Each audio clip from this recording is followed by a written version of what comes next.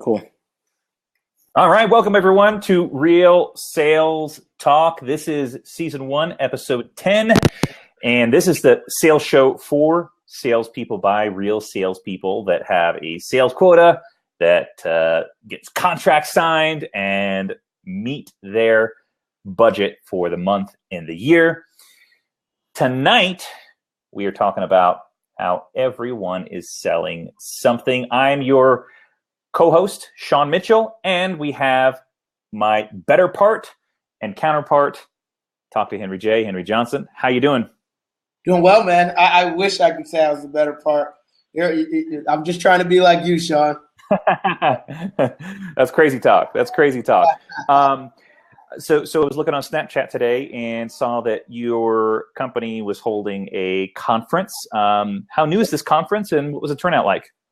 Yeah, so it's our first one. It's our first conference. Actually, I'm wearing one of our shirts right now. It says "Master of Disaster."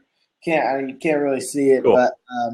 but yeah, no, it's good turnout for the first one. I think we had like 300 some people come.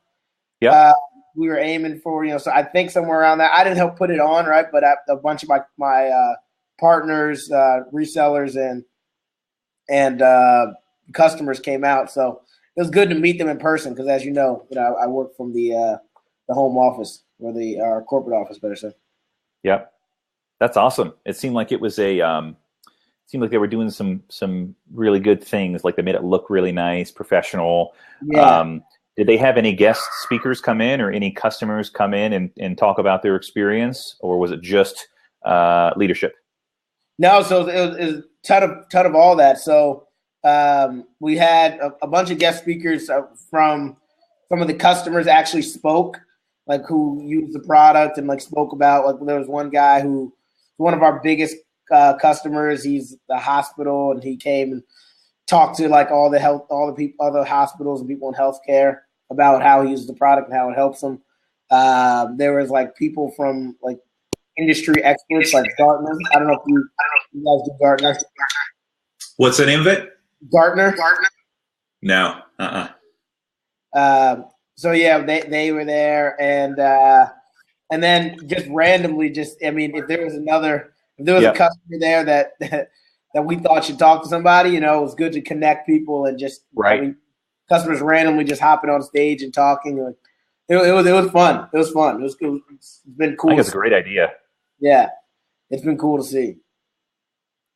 I think it's a really great idea. So Henry, what do you got for us tonight? Yeah, so before I get into the topic and everything, first I wanted to talk about the social chatter. As you guys all know, hashtag Real Sales Talk is the tag for anything on Twitter, Facebook, etc. that you're going to be talking on. Sean and I are both pretty active on all the social medias, as well as Snapchat. So feel free to talk on Twitter or there with the hashtag, or follow Sean and I on any place else with Sean M. Mitchell for Sean, and talk to Henry J for me, any and everywhere. In terms of other things, make sure keep asking questions, guys. If you're going to be listening, if you're listening live, keep asking questions, calling in. We are recording this and sharing it. Speaking of sharing, Sean, I will let you take the lead on this part because you were able to figure out how it's done. Why don't you tell everybody the big news? Yeah. So for those of you that didn't see my tweet, it was last week. I think it was late last week. I got all of our episodes to date on iTunes podcast. So we are official, folks, and we've actually gone international already. I had someone on Twitter who lives in Nottingham, England, say that he was listening to our last episode from actually 2 episodes ago from Matt Koenig about leadership. So we've gone international, y'all. It's big time now. You gotta let me check out the stats and everything. I haven't even looked at that at all. So I haven't even gone that deep. I didn't even know there were stats, but I will check them out. I mean, like the back end of it. I just know I listen to it. Kind of. That's awesome. I've got a good feeling though that I've got a good feeling that now that we've got this kind of set up, so we had to get a place to host all the files, and then have that information sent to iTunes Podcast. I've got a good feeling that now that we've got that set up, a place to host, it's going to be really easy to get our content onto Stitcher and maybe SoundCloud. So I'll kind of take the lead on that one and work on that. My man. All right. And for today, we're going to talk about one of my passions in terms of like this sales stuff is the discussion about that everybody is in sales. As you know, Sean, that's something that I recently wrote a blog post about. I just think it's something that needs to be discussed. So I'm happy you suggested the topic to talk about. It's something I don't know where I first kind of started thinking about this, but I know I don't know if you're familiar with Dan Pink, who wrote the book Drive, and he wrote a bunch of other books. But he recently wrote one called what is it called? Everybody's I don't know. Everybody's in sales or something like that. Dan Pink. To sell is human. To sell is human. Yeah, to sell is human. And, yeah. Okay. I have this one up on my on one of my pages on my browser to buy the book. Someone mentioned it a couple of podcasts ago. Yeah. So I haven't read the book, but I listened to some of his talks on it and everything, and it aligns exactly what I'm talking about. It's like everything you do in life is sales. Whether you're talking, a kid talking to your parent to get them to buy you something, you're trying to get a promotion, et cetera, et cetera. And I think so many people just have a negative connotation of sales that we need to discuss it. Yeah, absolutely. I'll add in a couple of thoughts there too. Ever since you wrote that blog post, it really resonated with me. And in fact, while I'm talking, Henry, if you can find the link to that podcast, maybe you can just put it up in the chat for people to see if they're watching this live or post live. So, the reason why it resonated with me is because I've been putting a lot of content out on Snapchat, and I know that I've got a lot of followers on Snapchat that are not directly in sales. They're in marketing, they're running their own business. There's a target manager who's following me on Snapchat. And so I've been looking for ways to make sales content relevant to as many people as possible. And then when you did that blog post, I thought, gosh, this is totally relevant. The things that I'm encountering in my day-to-day sales and in your day-to-day sales are the basic foundation of them are sales principles that are relevant to really anything that you do. And so, I find myself using sales techniques on my daughter and my wife. They don't realize it, but I'm using those things as a way to convey a message, but also persuade them to my reasoning and my thinking. So it makes sense. It's relevant, and for those that are listening to this that are not in sales, this is the show that you want to listen to, because we're going to give you some really, really good tips on how to leverage what we use on a daily basis, sales techniques, in your day-to-day life, whether it's asking for a discount at a car dealership, as a buyer of a car, or whether it's your significant other or spouse trying to persuade them to make a financial investment into something. I think you make really want. A great point, right, with the buyer part, and that in itself is enough for people to listen to this, because even as a buyer, especially in those larger, more complex purchases, you are literally selling the sales. You guys are both kind of selling each other. You know what I mean? Like, I do my like you talked about. We both put out content on Snapchat, and I talked about this in one of mine. Is the buyer is selling the salesperson just as much as the salesperson is selling the buyer, and the salesperson is obviously trying to sell you that product, but you're trying to sell the salesperson on kind of spending the time with you to kind of go through this. They could be spending their time anywhere. Think about a car dealership, right? 5 people walk in the door. If you want to buy a car and all you're talking, you're not really giving the guy any information, not helping him, evaluate you as a potentially good sale, he's going to walk off and go talk to the other person who could potentially be a good sale. So we're all selling each other, one way or another, whether it's time, money, et cetera, et cetera. I like that, and I know we're going to get into some more examples, but since you're on the topic of car sales, I've gotten actually a couple of times on Snapchat, people have asked me about buying a car, some tips on buying a car. I think, one of them I think is an entrepreneur, so probably has some experience in sales. The other one I don't think is in a formal sales role, and one of the things that I think is really, really key to understand when you go to buy a car is that it's a commodity, right? There are probably 3 or 4 Subaru dealerships in the state of Colorado, if not more. And so, and not even that, but you can buy a car online these days easily from another dealership in another state. But understanding that cars in particular are a commodity gives you leverage, because there's very few things that a dealership can use to incentivize you outside of discounting the price if it is a commodity.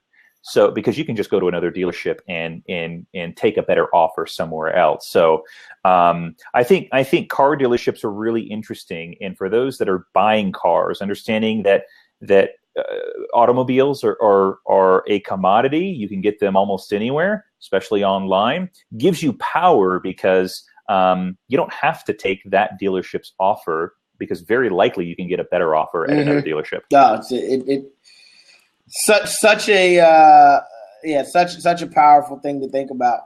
Another thing that I think about is, you were asking me earlier, when's the last time that I had to kind of do a sale that's not like sales, right? Like not like selling my product. And it's kind of like what I'm going through right now. Like I told you, I'm trying to get a promotion, right? And in my opinion, that sale obviously it starts when you get the job, but it continues to go throughout. And it's it's a long sales cycle essentially, right? I walked in the job. You start doing the job that you have well, and then you come talk to somebody, a month or 2 in, and then you ask them, okay, these are my goals, blah blah blah blah. What are you looking for in somebody who has those goals? And they say, well, I want you to be able to do this. Yeah. And then now you have your target. It's kind of like in a sale. If I'm, selling to somebody and they're like, I talk to them at first, I tell them what we do. And then I say, what do you need us to do in order to make a purchase? And they tell me, well, you need to meet this SLA. You need to be this. And then I go, okay, now let me show you how I am that. And that's the same thing I'm going through with getting this promotion is I asked them that, 3 months into the job. 5 months later, I come back and I go, okay, I've done all those. Are you ready? And it kind of keeps going, right? I mean, obviously at a point there becomes either there's going to be a sale made there or promotion happen there or not. But I think it's the same exact motion, and just understanding what somebody wants, the qualification aspect, and then meeting those goals.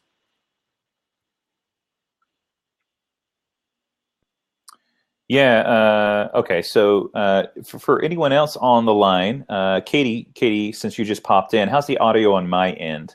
I don't want to fuss with it too much, but if it's an issue for everyone, okay, sounds perfect. Okay, good. So I wanted to add some additional thoughts to that. When I was thinking about my last experience where I had to sell my idea or my opinion It was last week, actually. Actually, I was going to mention when I had to apply for a job, but then I started thinking, okay, what's maybe a different scenario? And I started to look at, actually, this is funny how it comes full circle here. So Upwork.com, I started to think like, maybe I should be putting my knowledge about sales and about startups out there for people to hire me. And so I actually created a seller profile on Upwork.com, and got like maybe the first one or two people that I submitted proposals to. They agreed to talk, so met them on Skype. And this was at least one of the most recent times where I can think of where I had to sell myself to them on why they should choose me to help them grow their software business. And so it's really interesting. So one of the things that I really tried to key in, of course, is it comes natural to us, Henry. But I think for maybe people who are not in sales listening to this, this may be a really, really grand idea for them. Like it may click.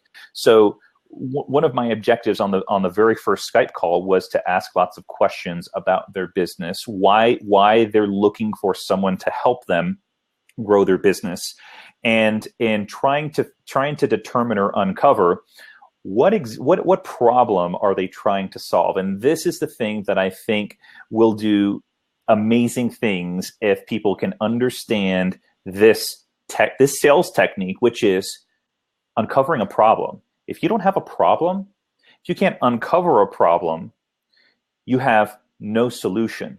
So you can offer ideas, but somehow they're not as convincing to the other person if it's not connected to their problem. And so this is really, really key. And one thing I really was very intentional about when I had this potential client call, it's, what are you doing right now that's not working? Why are you reaching out to try and hire someone to help you with this? And what would be an ideal outcome if you ended up choosing me? And so getting them to talk about that helps me understand what their problem is and the problem they're trying to solve. So then I can come around, create a proposal, and address those bullet by bullet point, and talk about the things that I would do to help them awesome. in those particular areas. I didn't know you did that. So I would love to hear more about that at some point. Doesn't have to be right now. But it's yep. I closed that deal, by the way. I mean, they haven't signed the contract, but they agreed to choose me starting June 1. I'll be that's awesome. I'll be doing some project work for them. That's amazing. Hold on. So, not to go off track too much, what are you doing? Tell us a little bit about what you're going to be offering to the clients. So, it's a software company who's wanting to break into the U.S. market, and they're early stage.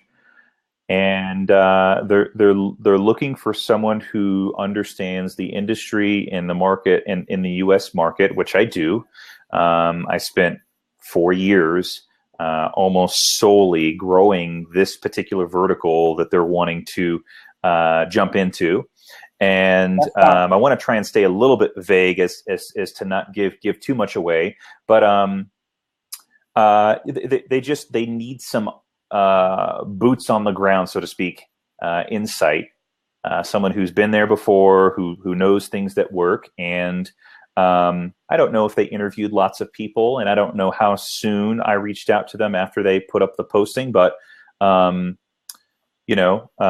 think it was a good fit anyway. There was a good rapport built there, but it was just listening. I think that's another thing that people can do is ask lots of good questions, find out again, what is that other person trying to accomplish on their end? This is something that Gary Vee actually just told me when he answered my question on episode 205 of Ask Gary Vee. One of the things he tries to do in negotiation is very quickly find out what that person on the other end needs to make the deal happen. And it's the same. That's just total textbook sales 101. understanding their motivation or their problem, and then you can address what you talk about based on what they're trying to accomplish. It's so huge. People talk about, salespeople talk are very outgoing and talk too much, blah blah blah blah. But I think it's a wrong. It's a false idea of what a salesperson Perception. is, because the best salespeople that you'll meet listen a lot more than just talking. It's like when, for example, everybody probably has somebody on their Facebook or LinkedIn or some other social media that will say, "Hey, I'm looking for a new book to read. What do you guys recommend?" And you'll see a bunch of people just hop in there and just go, all right, let's say it's a show, Game of Thrones, House of Cards, blah, blah, blah. But for me, I always go, well, what's your favorite show? Or what were your last 2 shows that you really liked? Because you really cannot give somebody a good recommendation, because at the end of the day, right, that recommendation is a sell. You're selling them the book that you recommend or show that you recommend is the best one to look at. You can't sell somebody on that idea without knowing their criteria. And I think that's like the whole idea of sales that people are missing. They're just thinking of the person, the used car sales guy who's just like, yeah, you need a Corvette, because the Corvettes are cool. Blah, blah, blah. Like, well, I have 7 kids, man. Like, we're not going to fit. And I think that's the whole pushy sales guy, always be closing idea is changing a lot than from what it used to be.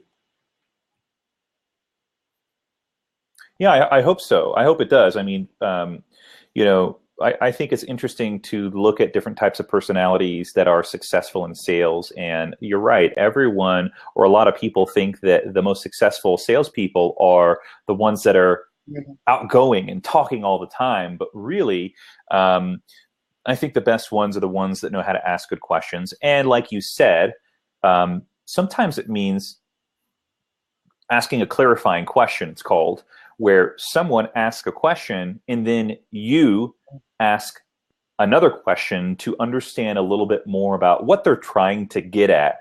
And, using the book example, I've seen you do this on Twitter, where that one gal asked about, what book she should read. And then you followed up with a question. I think it's important to not assume that exactly what their end goal is. And asking a question to a question, or even multiple layers of questions, helps you understand what they're trying to get at. Maybe the reason why that girl was asking for new books to read was just because she was bored and wanted something to pick up. But maybe it was because she's got a problem with her manager understanding what she's trying to accomplish at work and where she wants to go professionally. And she's looking for some books to help better communicate that. So yes, asking clarifying questions. When someone asks you a question or someone makes a statement, really follow up with a question or 2 or 3, several layers of questions to really get down to what. And I'm talking really basic here. So for those that are in sales and have heard this terminology before, excuse me, but I want to try and appeal to the masses here with this particular recording. It's really peeling back the onion and getting to the core of what their objective is. Like I said before, what is that driving factor, that problem, that thing that they're trying to solve?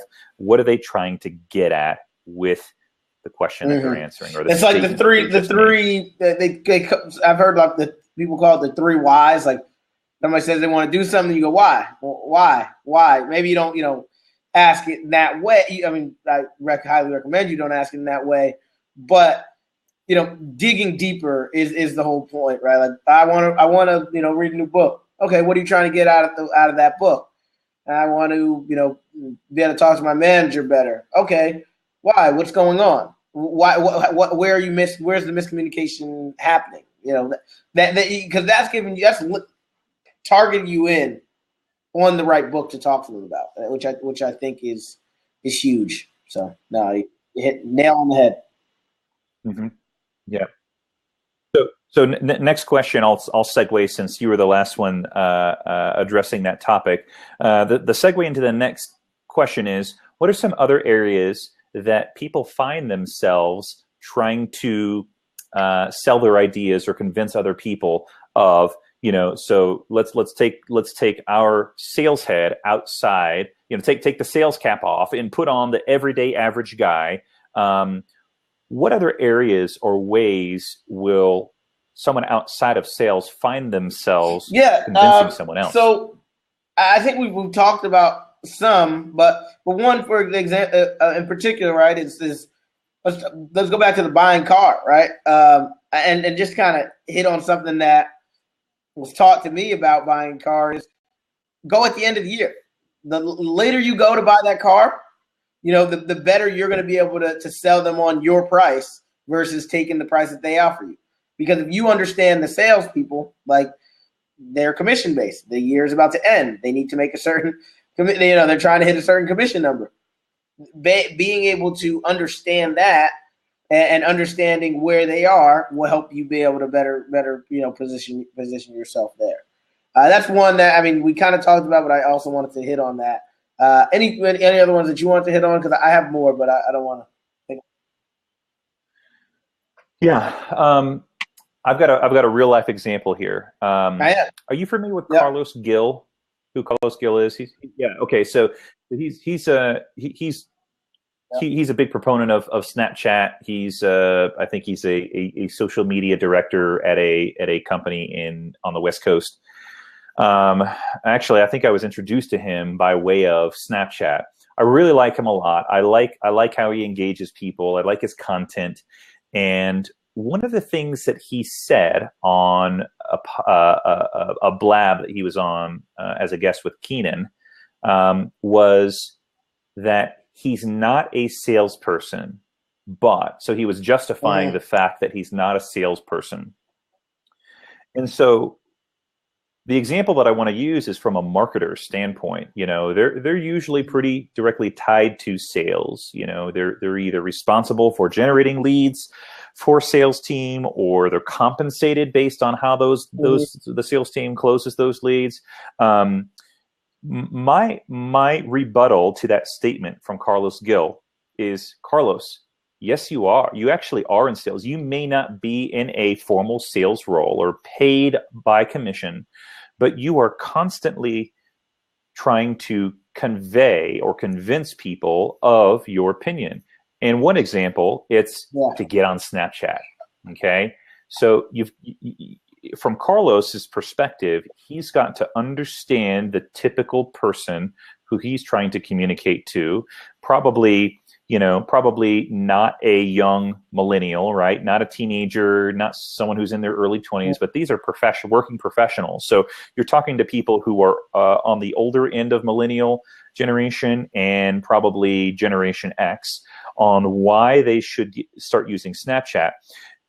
Carlos is selling his idea on why they should jump onto Snapchat for a couple of reasons. Number one, I think he wants to be a thought leader in the industry, which he definitely is. Number two, I think that it's beneficial for people to use Snapchat for business.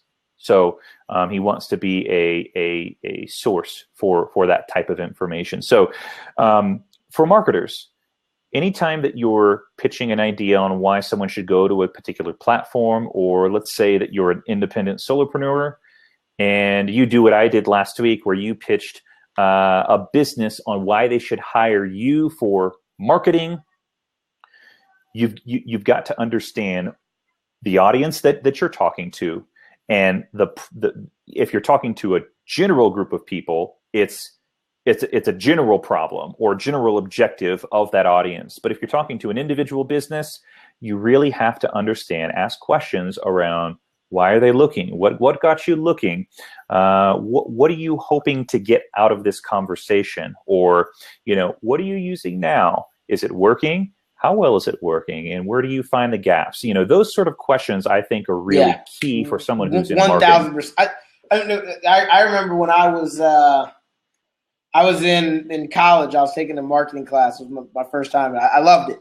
And I was like, well, marketing just seems like sales to the masses. And I asked my professor, and he's like, well, yeah, I mean, it kind of is, right? It's like they're not closing the actual deal, right? They're not changing the dollars, but they're on a mass level convincing people that this is something worth paying a little more attention to, or I am interested in this product, or so and so forth, right? And then the sales comes in and actually gets the dollars from them. But marketing's doing a sale in their own. It's just a different good that they're exchanging. They're at the top of the sales funnel, right? They're generating leads and putting them into the top of the sales funnel, and so they're having to convince people on why someone should sign up for a 2-week trial, or why they should click on the banner ad, or that's a sale in itself. Like that's an initial step into putting someone into a sales funnel. From that point, probably the sales rep kind of takes it from there, or maybe it's a business development rep who pre-qualifies them and then gives them to the account executive. But let's say account executive sells that product or service to that person. Then what happens? It goes to what side? Yep. The customer support, client service side. Then you're essentially inverting the sales funnel, right? So this would be the top of the sales funnel when you're putting leads into it. Once they become a sale, then they get to the bottom down here, and then the funnel goes like this. So then you got client services who's selling that customer on either upselling them on new products, or selling them on why they should continue to pay that fee, that month-to-month fee, the annual fee, or whatever it is. Customer support, client services are in sales to some extent as well. Then you got to look at the other side of the business. The people who brought everybody in, the recruiting team, or your hiring manager, or whatever, right? They're selling you on the value of this organization, right? I mean, there's some people who would take literally any job. But then there's a lot of people who, look, I can be anywhere that they like, hey, look, I could get a job at any place that I want at this point in my career, right? Like I had a sales guy who I used to work with. He was a stud. He was, been in the industry for 20 years, knew pretty much everybody. He's like, I don't have to be. He's like, I didn't have to be at this company. He's like, I came here because of the prospects of it, right? And how does he know the prospects of it? I mean, yes, some of it comes from just word of mouth, but he was here before we were, worth really many people were talking about us. But a lot of it came from the hiring manager talking to him. You're going to have a great chance of an IPO. Like, this product's doing great. Like, our retention rate is awesome. Blah, blah, blah. The culture is this, that.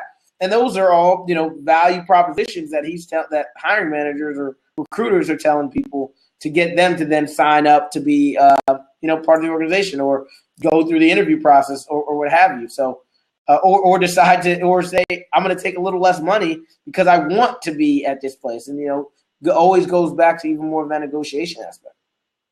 Yeah, I want to piggyback on that topic, because I think this will be relevant to at least Dave on this who's watching this Blab. So I had someone a month and a half ago, approach me. Someone who I've known for a while, respect, has actually started with a video show like this, transitioned that audience into selling services to that audience, like advertising services, search ads, Facebook ads, and so on, to a specific industry. He approached me at one point about a month and a half ago and asked me if I wanted to join his team. There were a lot of things that appealed to me about it. Number one, him. Number two, the reputation of the company. They weren't quite at the point to where they could offer a compensation plan that was equal or better to what I have right now. Mm-hmm. And so one of the things that he tried to sell me on was the potential, the prospect of the company getting purchased. Whatever, 5 years from now, 3 years from now, whatever it is. Yeah.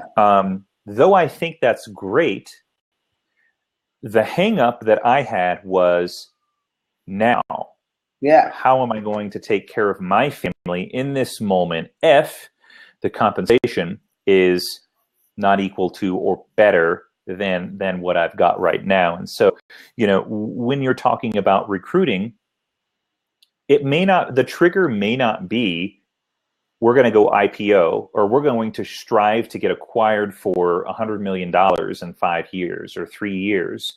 That may be appealing to some people, but I think that it's really important to kind of ask the question to someone that you're wanting to recruit and bring on, what exactly are your goals, short-term and long-term? What do you want to accomplish in the next 12 months?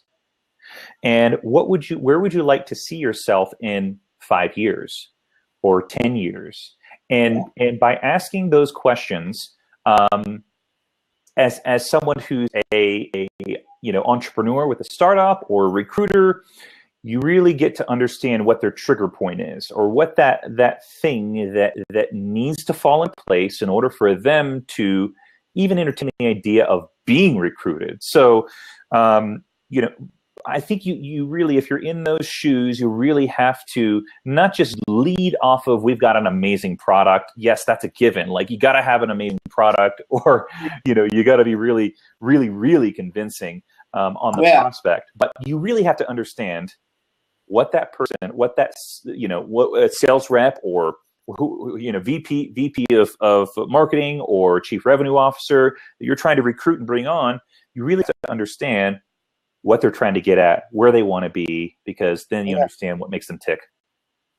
Yeah, and speaking of Gary Vee, I mean, you talked a bit about this, but right, not even speaking. Not that I am going to talk about his strategy, but right, you also don't want to bring somebody on who you cannot. I mean, in my opinion, right, you can't help them achieve what they want, because they're going to end up leaving. Like, if you say to them, like, hey, look, you can come here and make $200,000 in the first, 7 months or whatever, right? I'm making up numbers here. And then they get here, and then 4 months in, they've made $30,000. It's like, and they start to see, like, I don't look like I can make $200,000. The guy lied to me. You oversold them, and they're not going to want to stay. But if you talk to them and they're like, look, it's not about the money for me. It's more, I want to build something awesome. Then you can talk to them about what you're building and how how awesome it is, and maybe the money's maybe they need a certain amount, obviously, to live and support their family, etc. But for them, more important is the building of something, right? And that's kind of where I'm at, right? Like, I want to make a lot of money, and it's important to me, but I also I came to a startup because I have passion for one day starting my own business. So I wanted to be someplace that I was going to have the opportunity to almost build out a business, right? Like, I'm leading the revenue side of it from a territory standpoint. So that's why I didn't stay at a big company and things like that. So I think it's hugely important to think about. People already have it in their mind, but once you ask them the questions and understand it, it makes it so much easier for you to align to their goals. Yeah. To use a different something, I think on a regular basis, it's family. And let's just focus on my daughter. She's a 3.5-year-old daughter, girl, and I'm constantly using sales techniques on her.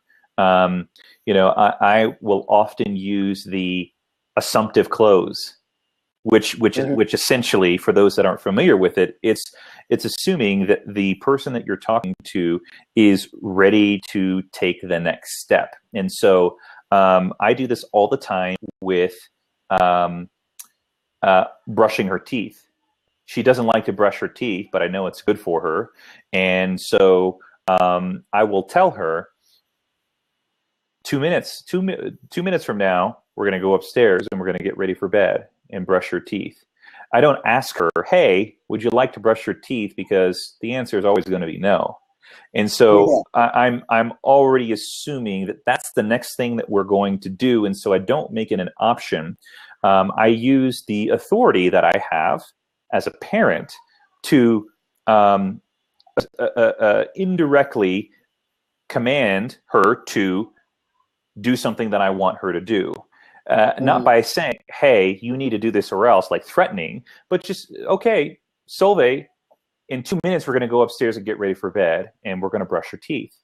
And now I've trained her to say, okay, Papa, yes. So using like an assumptive close on my daughter is something that I do all the time, because if I give her the option, if I ask a close-ended question, a yes or no, hey, would you like to go brush your teeth now? The answer is always going to be no. And so that's a really good example of how I just sell it. I sell it like, okay, this is the next thing that we're going to do. Get ready, because here it comes.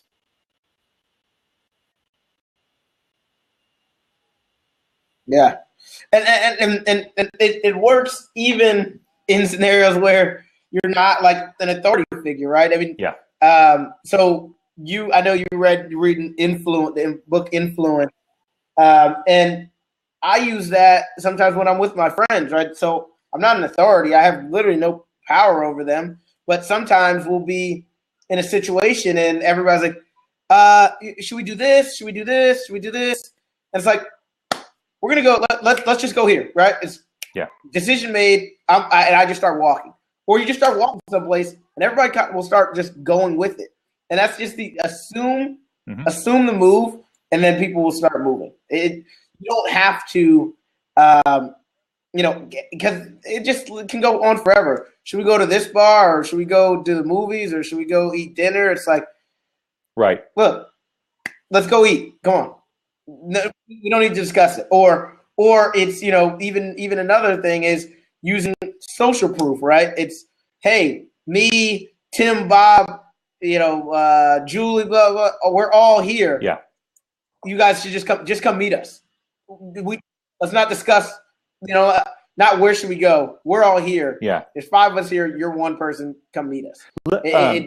Social proof is since enough. I think this is kind of the meat of the topic here, and I think people listening to this will get the most out of this than they will anything else. Let's take another chapter out of Robert Cialdini's book Influence, because I really like this one as well, and I find myself doing this a lot, which is the reciprocity, the law of reciprocity. And essentially the law of reciprocity says that if you do something nice for someone, they then feel indebted and obligated to do something nice in return. And so how can this be used in your personal life, in your professional life? It's the thesis of Gary Vaynerchuk, right? It's give, ask hundreds and thousands of questions on Ask Gary V. It's take lots of selfies, it's sign autographs. Then when he needs something in return, once every 4 years when he's selling a book, people then feel indebted to buy it because he has given away so many things that he could have charged thousands, tens of thousands, hundreds of thousands of dollars for. I mean, that's how valuable his content is at this point. And so the law of reciprocity is a really great way to, it doesn't work all the time, of course, people are people and there are variables, but in general, society, and I would even go so far as to say humanity, is built on this psychological law of reciprocity, where if you do something nice for them, you answer all of their questions, about business, about sales, you answer the questions about whatever your expertise is in. At some point down the line, when and if you need something from them and you ask, they're much more willing to do that because they know that they have received so much value from you. Mm-hmm.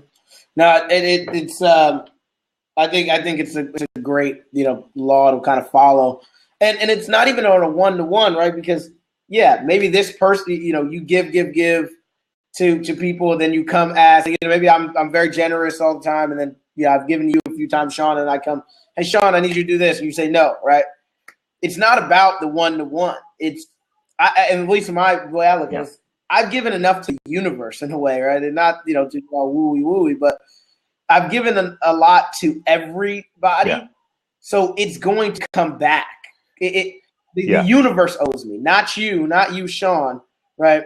But like, it's like maybe some guy's going to come to me later today because you told him that I'm a really good guy. And then he's like, oh, well, I really like Sean. I'm going to, I'm going to work with Henry because Sean told me to. You didn't give me anything directly, but just the word of mouth of my giving or whatever has absolutely gotten me back what I want anyway. Yeah, and I right? think, so I think use that technique successfully, you can't keep score, which I think is what you were saying. You can't keep score, and you can't hold it over someone else and make them feel obligated. It has to be on their own terms, because otherwise it's manipulation, right? So from the very beginning, you have to come at it with a servant giving type heart, and like you said, know that at some point, it may not be directly from that person, but somewhere, it's going to come back around. That good karma is going to come back around. The example that comes to mind almost always when talking about the law of reciprocity is, you help your friend move, and then at some point in the future, when you need help moving into your house, then they feel a bit obligated because you've helped them move, because everyone hates to be asked that question, right? I think that's a really basic example about how the law of reciprocity can be used. I think there are many other good ways to use it as well.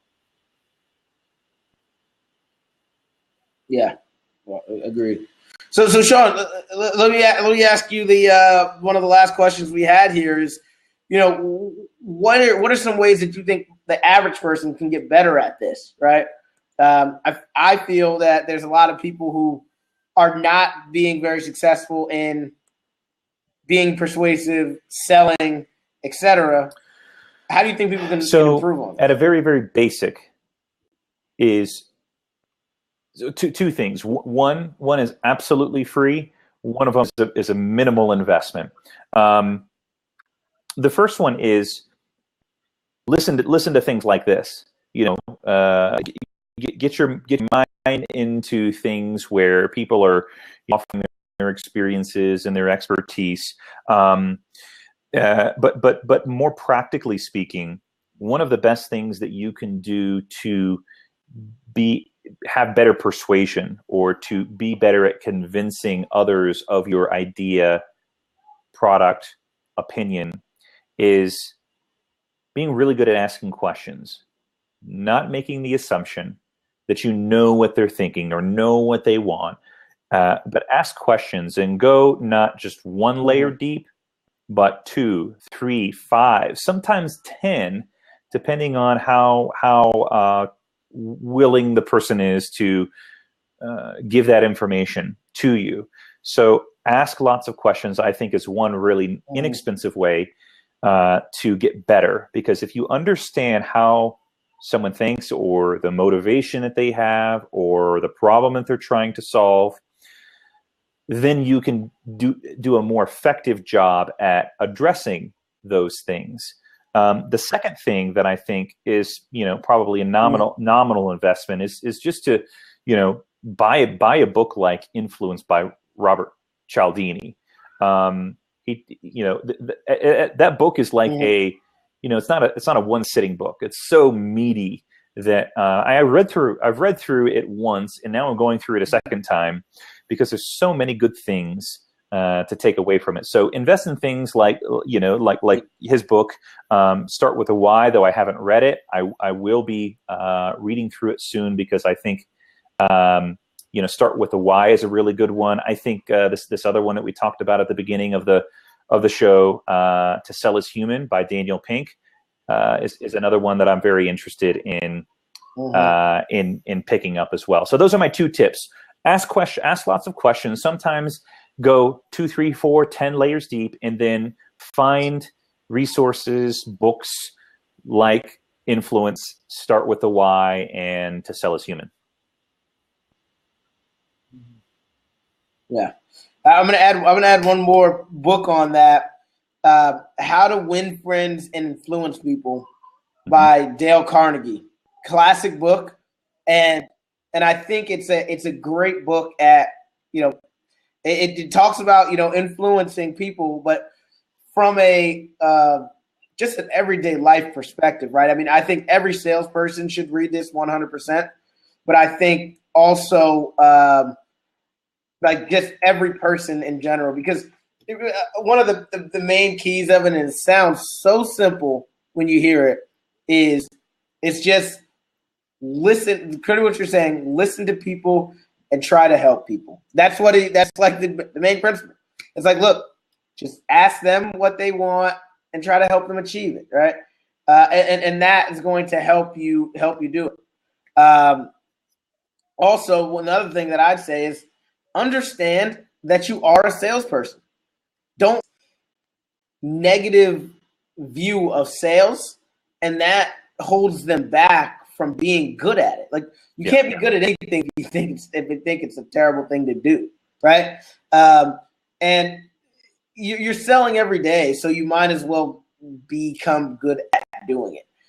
I think, so many people are just like, yeah, I hate sales. Like, I don't want to be a salesperson. Then they go into these interactions when they're trying to, influence someone or persuade somebody of their opinion in such a I don't know the word, but the bad way. You're not going into the right way. Like, if you're going for promotion, you don't just go to the person and just say, like, and just start spewing off stuff about why you should get a promotion. Maybe they don't care about any of that. You can say, I got to work all the time every day. I did this project, and then they go, well, yeah, like that's why we have you in the job that you're in, because you're good at doing those projects. What you didn't ask them was, what are you looking for in a manager, right? If you don't ask those questions, you're never going to approach the next step in the way that you need to. So I think it's just huge for you to think about it in that way a lot more. It's something that people are not doing. So I love it. I think that's great. So anyone who's on the line here live, give us your questions. Anything that you have encountered recently where you tried to persuade someone but it didn't work out so well, or you wanted to bring them over to your side. Let's answer some questions, and if you feel brave, join in on video, and we'll do this in real time here. While we're doing that, I'll take the opportunity to just talk about what's upcoming here for Real Sales Talk. So we're on episode 8. I can't believe it, but when we first, Henry and I, when we first started doing this, we were like, okay, let's just start with something we know we can accomplish. It's 10 episodes. Mm-hmm. And here we are, this is the 8th one. We've got 2 more. It's really cool to see. I'm loving the momentum. I'm loving the content, and I'm loving what the community that we're building here. Where I wanted to go with this was next week we have one of our friends. He's a sales consultant. He's a sales trainer. His name is Keenan, and I think that you'll really love what he's going to talk about. He's going to be talking about some of the content in his new book, Not Taught. And the whole premise of the book is, what you need to be successful in life. In many cases, is not coming from your formal education. And there are things that he talks about in this book, which he'll share next week, where he'll talk about the important things that you need to know in order to be successful. So that's next week, same time, same place. Any questions that have come in? Dave had one about, if you don't get a solid yes, should you go back to jab, jab, jab, or another right hook ask? And Dave, if you're open to hopping on the video, I mean, I'd love to get a better idea, or if you want to write a little more, I'd love to get a better idea of what you're asking exactly, or giving us a little more color around the situation. But from a high level, right? I think there's kind of hearing this.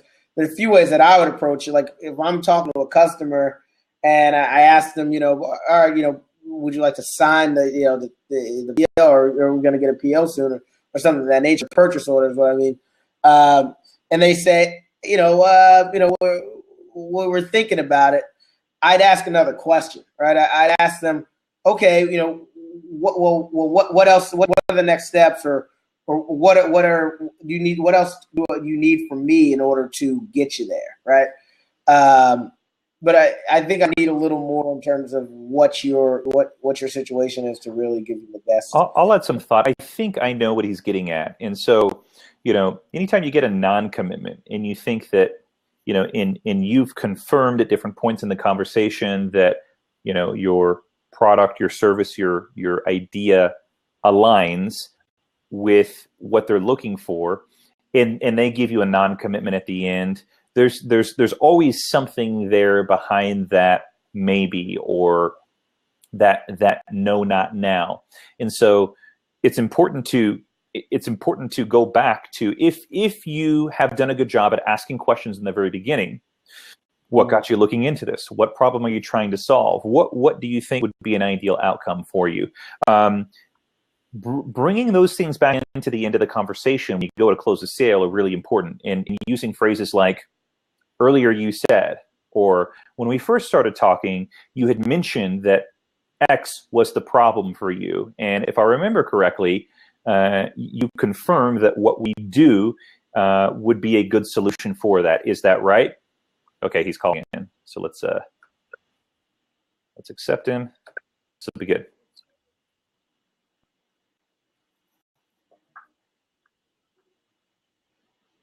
Let's see if it connects here. Yeah.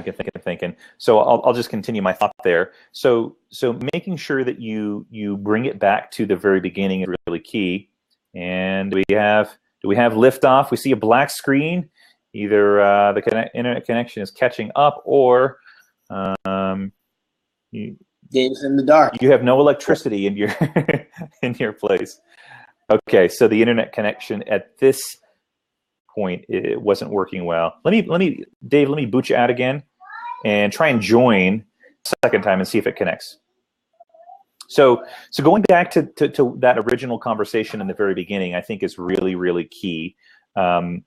I think this happens often. You're getting someone who's non-committal. You got to find out why. What's making them not want to move forward at that very point?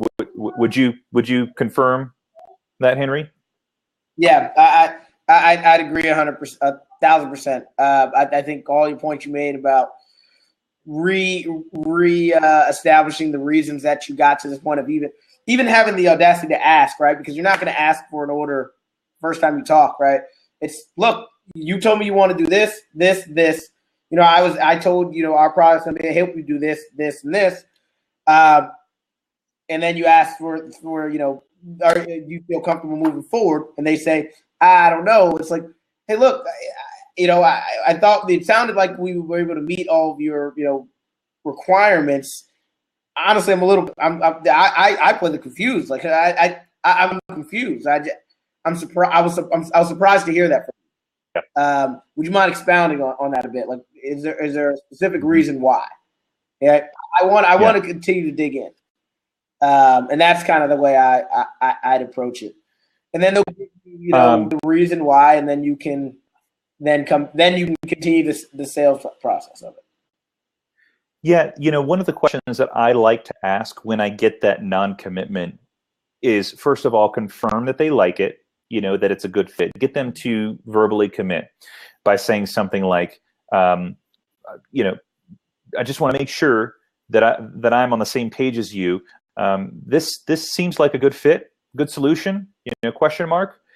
Get them, ask a close-ended question. Anytime you need to take someone down a path to getting a close-ended question is fine. Open-ended questions are really great at the very beginning when you're trying to extract information, but when you're trying to lead them to a final answer, close-ended questions can be really valuable. So, confirm that it's a good fit, first of all. And then if they give some sort of objection, then you're kind of getting some information from them. If they say, yes, it is a fit, then I like to ask the question, That's fantastic.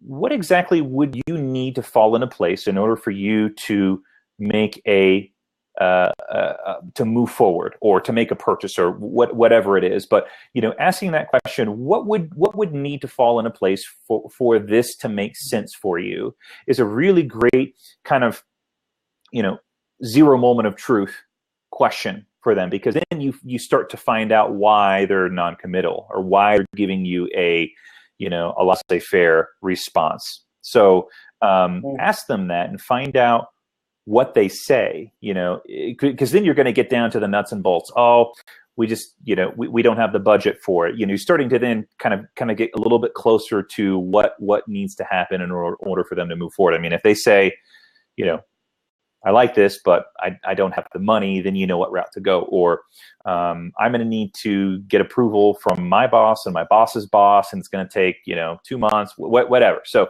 I think that's a really good question to ask. Yeah. I think we're on the same page. Did we address your question? Okay, yeah, I'm reading here. That did address the question. Cool. Any other questions? Alliant Power, you got something for us? And if we, for those that are listening to the recording of this, you can always hit us up on Twitter, on Snapchat, heck, even on Instagram. We'll answer your questions when it comes to using sales techniques as the everyday person, selling your idea, selling your service, whatever it is. Awesome. I think we're good, huh?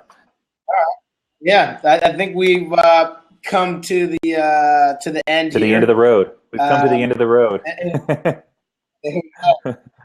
Boys to Men reference. We'll end with some music. We'll start with. So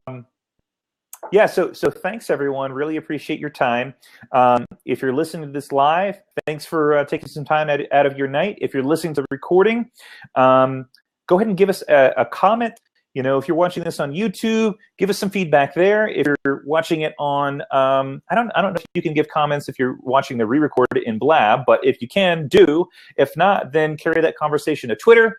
If you're listening on podcast, iTunes podcast, would love your feedback on Twitter, but would also love a review. That'd be really, really cool because that helps us get more exposure for our show. So thanks again, everyone, for taking the time to listen. Hope you found it super, super valuable. And we'll see you next week when we have Keenan on the show talking about the necessary things you need in life to be successful, whether that's in sales or any other area.